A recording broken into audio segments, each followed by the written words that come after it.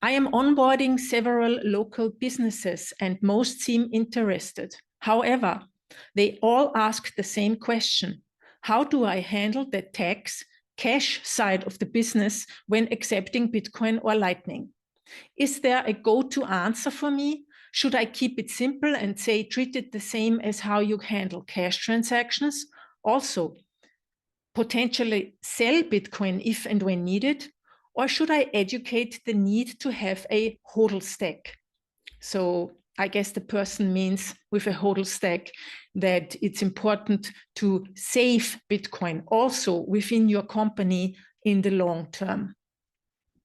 First of all, I find it great that this person or you are onboarding local businesses as they are the drivers of local economies. I think it's important to show business owners the whole picture of what Bitcoin is and does. So please don't just go there and install a wallet for them, make a payment to them, and then leave them alone. This won't work. People need someone to talk to ask questions, and have someone as a reliable source of knowledge in their community. Most people are beginners, and also business people have no idea about how Bitcoin works, and they need someone as a contact to get answers to their most important and pressing questions. And that's not only about what the theory or the idea behind Bitcoin is and why it's important, because I think they really need to understand Bitcoin, why it's important and why it can also change their life. Because if they're not really behind the idea, they might stop accepting Bitcoin very soon, because that's happening very often. Because the businesses start accepting Bitcoin, but then you don't have any customers who want to pay in Bitcoin. So adoption has to start on both sides. First, you need businesses that are accepting Bitcoin, but then you also need people who are purchasing things with Bitcoin.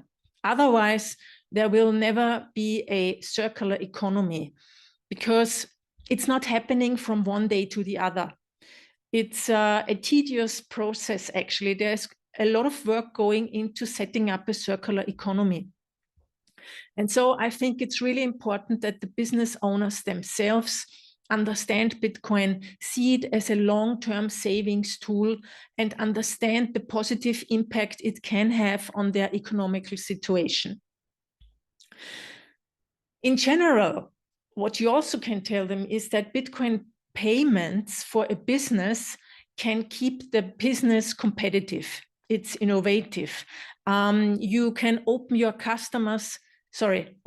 business to more customers, and also potentially lower your payment processing fees.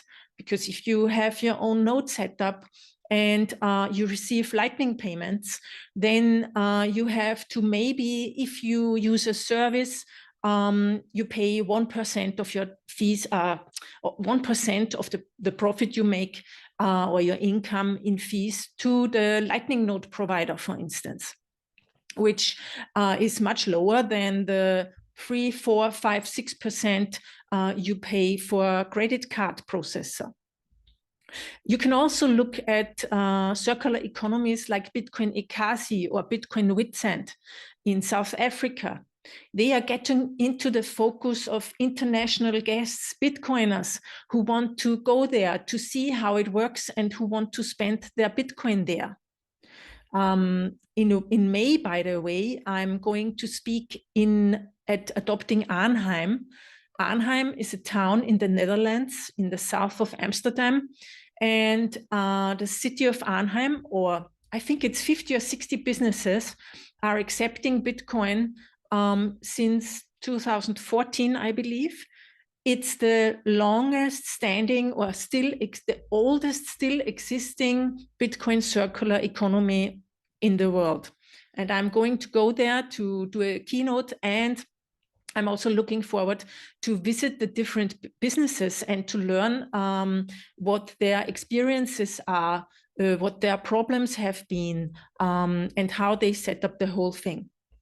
So getting back to your question, So I believe the best thing is if you had a business owner who is convinced of the positive sides of Bitcoin and also at the same time doesn't only accept Bitcoin, but also pays their employees in Bitcoin so that the employees then can go and spend their Bitcoin in other shops.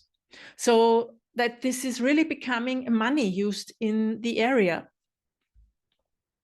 So, and then the question of how do I handle the tax and cash side of the business? Is there a go-to answer? So no, I don't have a go-to answer because tax regulations are different in every country. Also, it depends on which kind of business it is.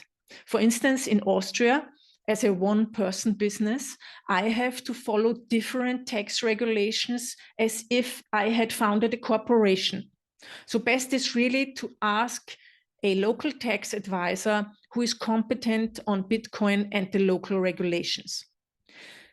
In my experience, I can tell you that Bitcoin is not seen like cash in the business accounting because cash isn't taxed like Bitcoin for capital gains. So I would also say it's more comparable to a foreign currency because you also need to record the exchange rate and take that into consideration. So, and then as a business, most business owners have a problem with the relatively high volatility of Bitcoin, because that's of course a problem if you're running a business, because you need to plan your liquidity and the amount you need to spend for your business to run your business.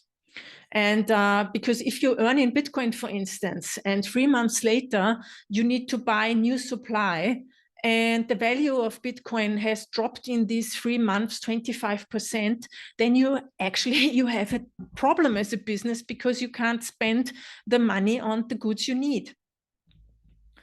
And on top of that, in Austria, you need to pay capital gains tax on the Bitcoin you hold, not only in Austria, in many other countries as well. And you also need to pay income tax on the Bitcoin you receive. As a one-person business, I'm speaking, because I can only speak of my experiences. And from my experiences with accepting Bitcoin in the last years, I have stopped, to be honest, accepting Bitcoin with my business in Austria because it's a tedious process. And you also don't want to run into the problem of volatility. And that's why I understand why many businesses immediately exchange the Bitcoin they are accepting into their local currency. And many services which offer payment services in Bitcoin and Lightning for businesses are offering that service. So they basically pay the local currency to the business. I don't know why it's so complicated. So why is it set up that way in Austria, for instance, that I have to pay first income tax and then capital gains tax? But if there is a loss, I can't deduct the losses from my income tax. It's not possible. So that's very difficult for business. And I don't know if this is on purpose or just because the people who make those tax regulations don't understand Bitcoin, or because they always just use the old regulations. Like the capital gains tax in Austria are basically the same as the tax on stocks, for instance. But Bitcoin is not a stock. Bitcoin is both. It's a long-term saving and it's money. So, and on money, like on cash, you don't have capital gains tax. So it's very complicated. So of course, it would be great if there were more corporations who are using Bitcoin also as a store of value, basically as a backing of the company. But then you need a business owner who really is convinced and knows what they are doing, because otherwise, if the value of Bitcoin suddenly goes down, they might run the business into the ground. So my thinking is also, as a small business owner or a one-person business, I think it's better to exchange the Bitcoin you earn immediately to the local currency, and then as a private person, take your savings and exchange them to Bitcoin. Because then you have a clear split between your company and your personal savings. And that keeps the risks of the high volatility out of your business. And with your personal finances, it might be easier to estimate how much money you can put into Bitcoin, because you don't immediately need it for your life, you know. So yeah, these are my thoughts on onboarding businesses to Bitcoin. Hello, my name is Anita Posch, and if you liked that video, please subscribe to my channel now to inspire me to create more content like this. And if you want to learn more about Bitcoin, then sign up for my free weekly Bitcoin newsletter at anita.link/news.